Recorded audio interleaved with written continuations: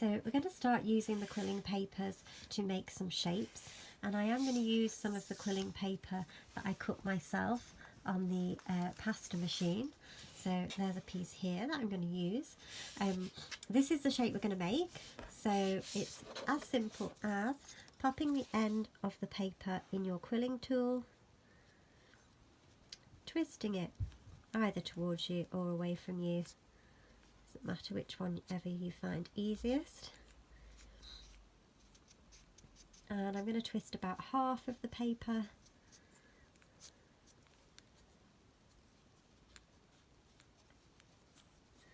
There we go, and then let that go. And then I'm going to twist the bottom half of the paper back the opposite way. So in we go there. Twist it back.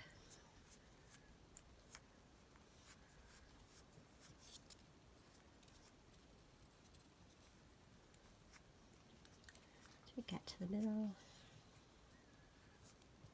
There we go. Let that go. And then I have another of those S-type swirls. And you can do them in various sizes and let them unwind more if you want them to be slightly bigger. So depending on the length of the paper and the width of the paper will depend on the look. So this time I'm going to go for the eye shape here. So you'll notice I haven't used any glue on this at the moment, but I will use glue if I was popping it into a piece. So to start off with, just do the usual twist. And I'm doing it. I do find it quicker away from me, but each to their own as to which way you like to roll it. I do mix it up. So keep rolling the coil away from you. And then once you get to the end, let it go. And when you think it's big enough, stop it from unwinding, hold it between your fingers, pop the centre of the coil in the centre of your eye shape. And you might need to just do a little bit of manipulating to get it where you need it, and then when you squeeze the sides, that will give you that lovely eye shape, like so. So this time going for this teardrop shape here, so all starting in the same way, getting ready to twist the coil and twist it all, and obviously the longer the length, the bigger the shape you'll make, the shorter the length, the smaller the shape with the less lines inside it. So these are just the length of an A4 piece of paper that I'm using today. So let it go and stop it, and then bring the centre of the coil to one end like so, and then squeeze just one side of it like that so that you get that shape. And then I just use the end of my tool just to give it that bend, and then I do need to, with this, pop a little bit of glue under the end so that it doesn't just unspin and ruin my good work. Like so, just hold it for a minute, and then you can really, it's amazing the shapes that you can create just with paper. You do need to hold it a minute while your glue just takes hold. There we go. So that's my teardrops with a little bend on the end. Okay, so now we're going to have a go at something a little bit fun. We've got a heart here, so a few more bends and dints to pop in it. So start off by making your coil.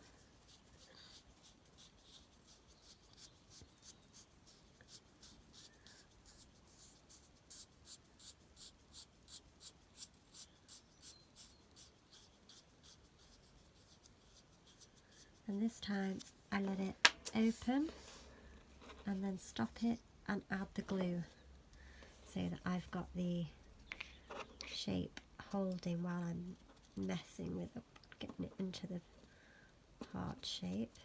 So just pop that so that it's glued. Give it a second to take hold. And then see where it joins? I put the join right in the corner of the heart.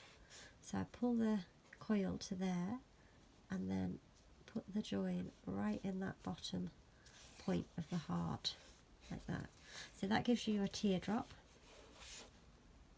And then turning the teardrop into a heart, I feel like all fingers and thumbs, hold it between your fingers and then use your quilling tool to push down into the middle to create that dip in the centre of the heart,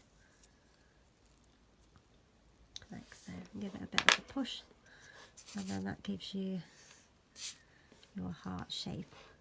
It's a bit squiffy in the middle, but you can see the heart shape that you're going for.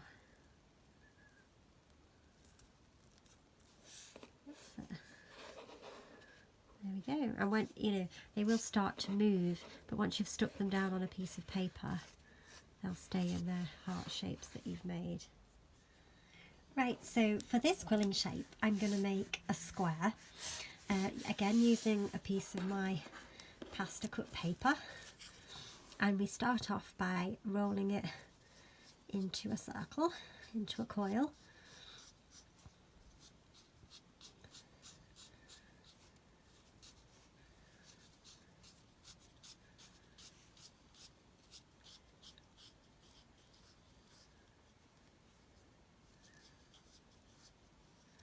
Okay, so once you've done that, let it open out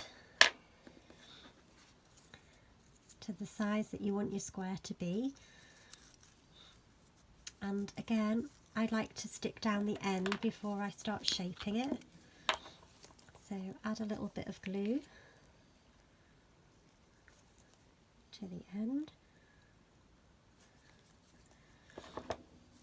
And stick that down and make sure it just sort of takes hold before you start shaping.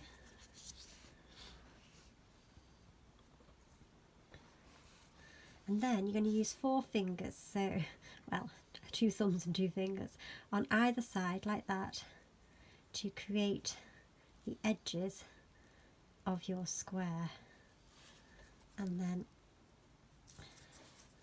just manipulate it so that you get those corners exactly where you want them. Can be helpful if you can wait for the glue to dry, but you can see how you can make it work so that you've got a nice little stubby square, just like that one there. Okay, and I've probably made the corners a little bit sharper, which you can do once you've got them in the right position, just by squeezing like that. And then that's your quilled squares. Okay, so in a similar way, I'm going to make a triangle, and I'm going to do it with another strip of pasta cut paper. So again, pop it in the quilling tool and twist it up.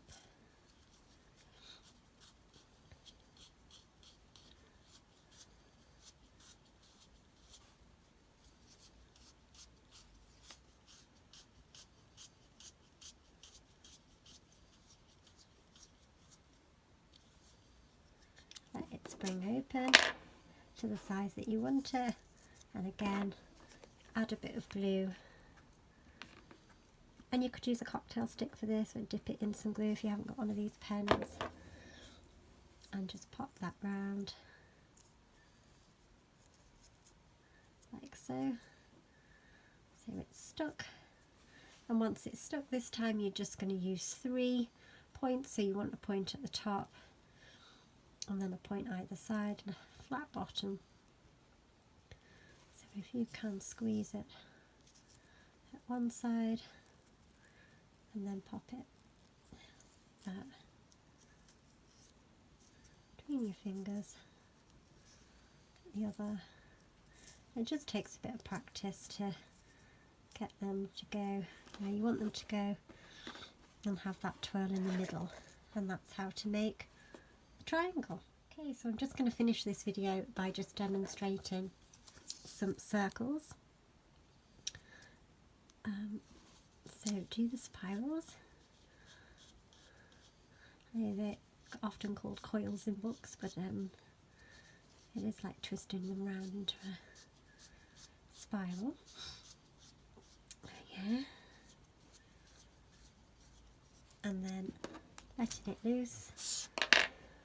And depending on how long you let it unravel can be how big or how small you make your circle.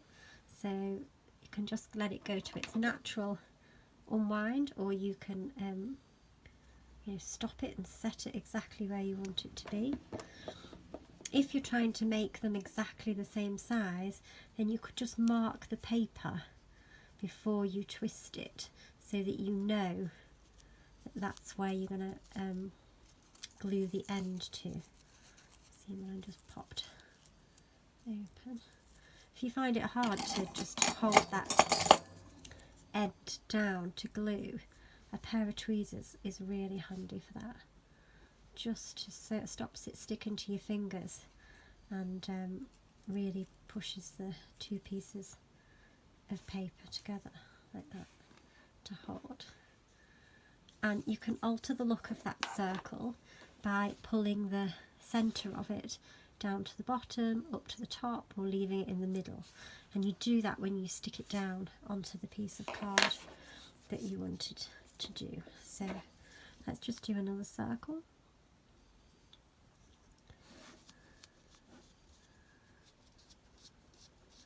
And this time I'll do one a little bit smaller. I won't let it unwind quite as much. You can see that you can control the size of them with how much you unwind them or let them unwind.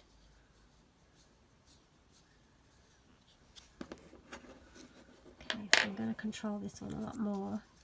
I'm going to hold it in my hand and just let it unwind, but not quite as far.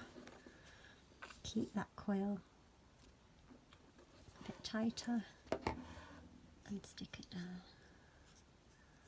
and hold it like that. So it's not completely tight, but it's a much tighter roll than that. And you've got, so many sizes of circles that you can make, and you can do them like that, where the ends are tucked in, or you can do a circle with a scroll off it like that. But there's plenty of shapes there for you just to be having a go at.